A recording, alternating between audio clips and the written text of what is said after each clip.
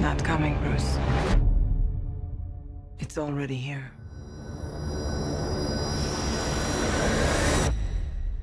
The others. Where are they?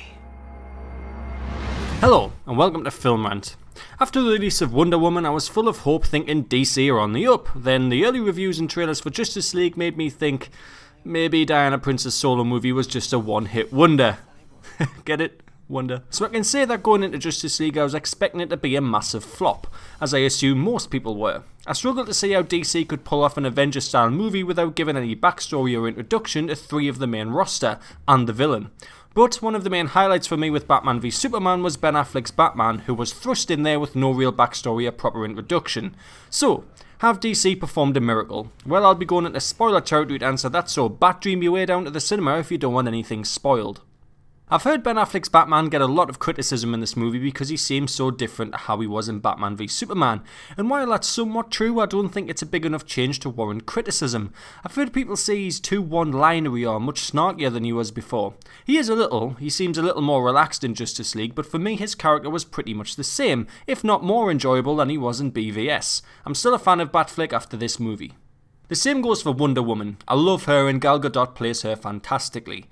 We get pretty much the same Diana we had in Wonder Woman, although now she's a bit less naive, having lived outside of the mascara for the past 100 years. Gal Gadot's performance is just as endearing and enjoyable as it was earlier this year, and you really don't get any new surprises from her character. Both her and Batfleck are solid. So that just leaves the new additions. First we have Aquaman, played by Jason Momoa.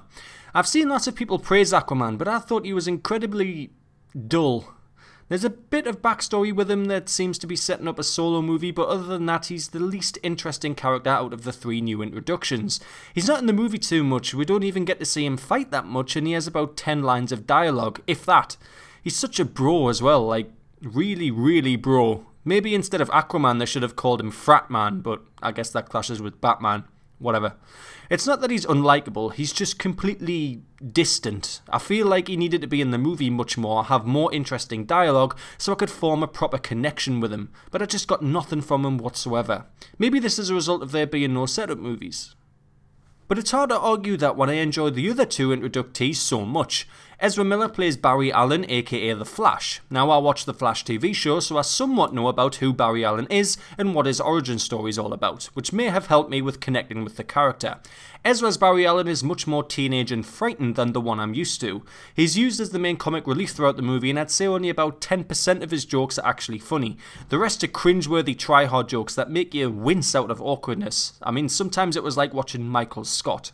However, Ezra gives us a really lovable Barry Allen who had one interesting trait. He's a complete wimp. It's not very often you see a superhero who is completely scared of confrontation and violence, and it makes sense given his powers. He can just zoom in and out of any given situation without ever having to square up to anybody. It also fit in with his awkward teenage character, and it was a joy to watch. The character arc of him overcoming the fear is never truly explored. It's there a little bit, but I feel like that's the theme they're going to use in the standalone movie. The Flash character is one of the main highlights of Justice League. It's worth seeing the movie just for him, even if some of his jokes are about as funny as a fart in an astronaut suit.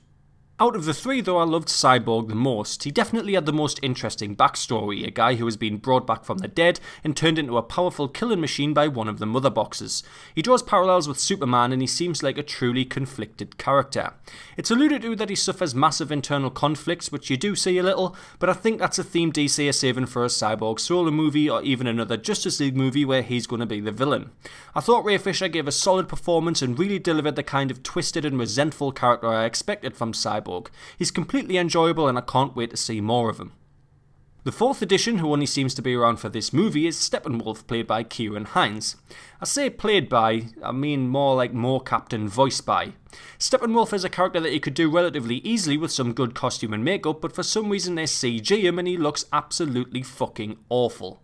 You could forgive it if he was a good character. He's incredibly powerful as he takes the mother boxes from the Mascara and Atlantis with absolute ease, but he's like Malekith from Thor 2. He's a guy that just wants to wipe out the planet for the hell of it, but at least Malekith was doing it out of revenge. Steppenwolf is just a dick. It's hinted that he's doing it because of his allegiance to Darkseid, but I don't know, I just wanted to learn more about Steppenwolf so I could get into him as a villain, but he's just incredibly weak and uninteresting. He also gets defeated far too easily at the end too, which brings me on to Superman. Now, Man of Steel and Batman v Superman handled Superman well in that he never felt overpowered because he was always matched. General Zod was a fellow Kryptonian and Batman had kryptonite. When Superman comes back into the fray in this movie to help take down Steppenwolf, there's nothing there to weaken him and he just ends up utterly wrecking Steppenwolf, resulting in a really boring and low stakes final battle.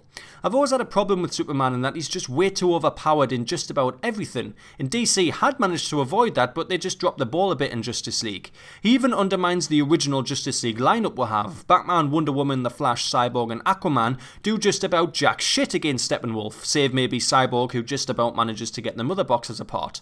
But then Superman comes in and picks up the second controller like he's a big brother playing Tekken and absolutely fucking destroys Steppenwolf with very little struggle. Some of you guys may have liked that, but I thought it was incredibly anticlimactic. Also, here's one for you comic guys, should Superman be able to fly as fast as the Flash can run? I don't know if that's the actual lore in DC Comics, but that doesn't sit right with me, man. I mean, I think the Flash should be the fastest guy on the planet, otherwise it just gives Superman that extra bit of overpoweredness. Make him suck at something, man. I mean, he can fly, he's incredibly strong, and he looks like Henry Cavill. It's not fair. Oh well, I suppose if I feel bad, I can just watch him die in the Tudors. Yeah, that'll make us feel better. With regards to the script, the opening half an hour feels very clunky as it cuts between heroes. We get a bit of Batman and then a bit of Wonder Woman in a scene where a bomb that will apparently destroy 3 city blocks gets thrown about 80 feet in the air and explodes above said city block and does no damage whatsoever. Yeah, what was that about?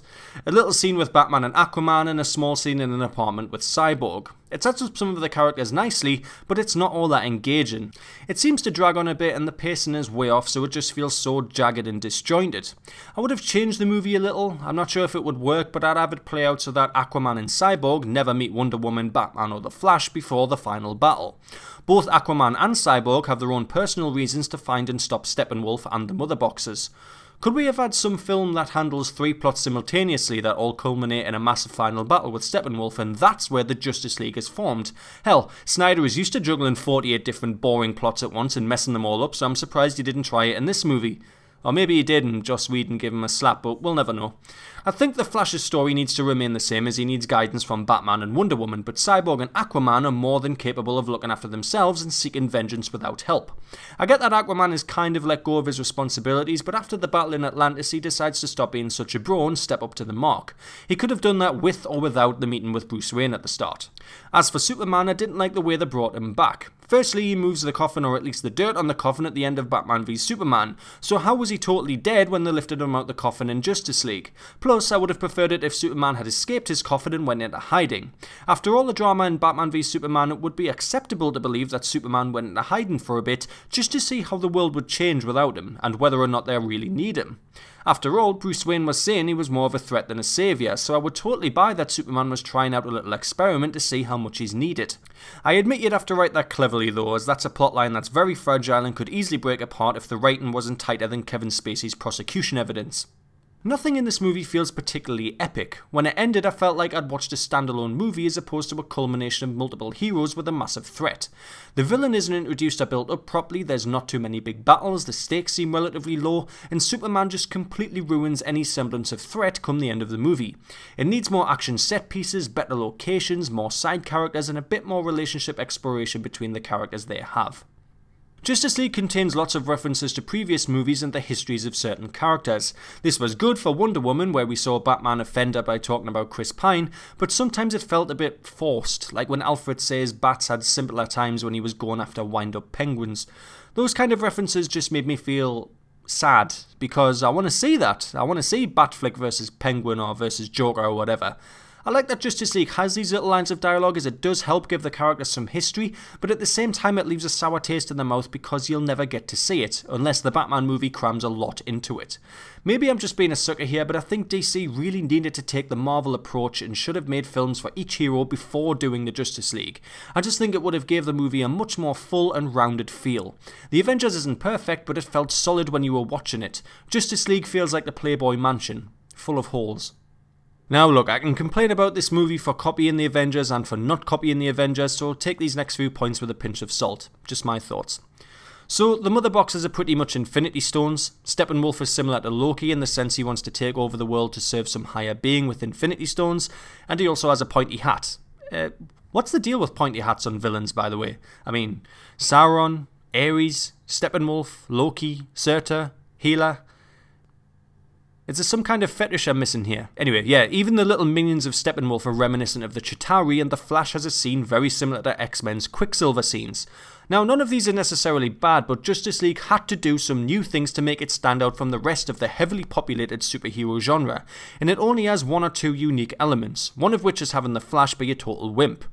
On the flip side, I think there's certain things that Justice League should have copied from previous superhero iterations, namely inner conflict within the group. Guardians of the Galaxy, X-Men and Avengers movies all have it, but in Justice League it's incredibly minimal. Batman and Aquaman kind of don't hit it off immediately, but that's just Aquaman being dismissive, there's no real deep problem there.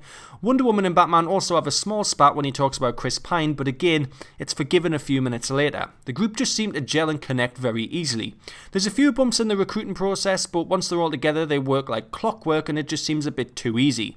The film still has a runtime of 2 hours, so it would have been a very hefty movie had it had more deeper internal conflict, but I think they could have sped up the recruitment process in order to explore the group dynamic more. But that would have also taken away time from character introductions, so that may have suffered. I guess what it boils down to is what I said before. These characters needed their own movies in order for Justice League to really be able to explore and use them properly. I don't have another whole joke, so I'm not going to say one. I also have to ask, what was with the little scene at the start with the kids interviewing Superman? I like that little introduction, kids in awe standing that close to Superman and asking him a few innocent questions. The interview ends when the kids ask him, what's the best thing about Earth? And he pauses while he thinks of an answer. Then it cuts to the intro of the movie. Okay, I figured they'd come back to that interview at the end. Maybe the interview took place right after the final battle and Superman would answer the question. But we never see it again. You can argue that the answer is living, as he kind of discusses living with Cyborg towards the end, but I think that sucks. I mean, it doesn't even make sense. What's the best thing about Earth? Living. What? I was just a little disappointed that this really sweet and interesting scene at the start of the movie gets no real closure or follow-up. It's like Snyder or Whedon just forgot to put the other end of the interview in. Also, the small segment of the movie where Superman doesn't remember who he is after being revived was completely pointless. I figure it was just to show how strong he actually is when he utterly destroys everyone, but it just felt so forced and they did nothing with it. I would get it if it happened way earlier in the movie and Superman went a bit rogue, but the whole plot strand lasts about 4 minutes and then all's good in the Red Hood. Get it? Because he's a DC villain. This is one part of the movie they could have cut in order to focus on an internal struggle or develop a better Superman plotline altogether.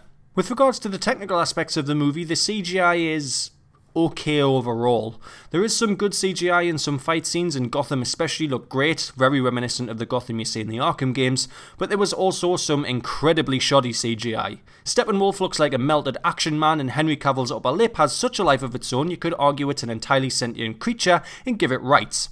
For those of you out the loop, Cavill had to reshoot some scenes when Whedon took over and he had to have a mustache for another role he was playing, so they shot the scenes with the tash and then detached him using visual effects. And it looks weird. I mean, really weird. It sticks out like Zack Snyder's name on a good movie script. Aside from that, Steppenwolf's minions and the world-destroying tentacles look early 2000s era in terms of their look. They're about as convincing as Kevin Spacey's apology. But hey guys, let's look at the positives. No Skybeam this time. Just world tentacles instead. I don't know what's worse. There's also no awesome musical theme for the group either. We get a modified version of the Wonder Woman theme at certain points in the movie, but it's really lacking some Justice League theme music. Superheroes have themes, damn it! But most superhero movies these days are doing away with themes, which is so disappointing. The Wonder Woman one is awesome, the Chris Nolan Batman music is fantastic, and the Avengers theme was decent. Come on DC, you need a musical theme for your group of warriors, man. Justice League is a perfectly functional and enjoyable movie, but it's one that you will forget in about a month or two. It brings next to nothing new to the table, the CGI is shoddy, the villain is forgettable, Aquaman is boring, and Superman is handled terribly. Thankfully, the action scenes are enjoyable and the Flash and Cyborg are welcome additions. Batfleck and Wonder Woman are just as solid as they have been previously. Unfortunately, I think the movie suffers from having barely any origin movies for the characters, and that means it has to dedicate a lot of the runtime to setting up and introducing these characters when it could be better used making a more interesting villain, handling Superman better, or exploring their group dynamic more. Justice League isn't a terrible movie. In fact, it's probably better than Batman v Superman or Man of Steel, but it just lacks anything to make it worth talking about or remembering. DC are on the up, but they haven't quite found their sweet spot yet. Justice League gets 3 frames out of 5. Thanks for watching, and we'll see you next time on Film Rant.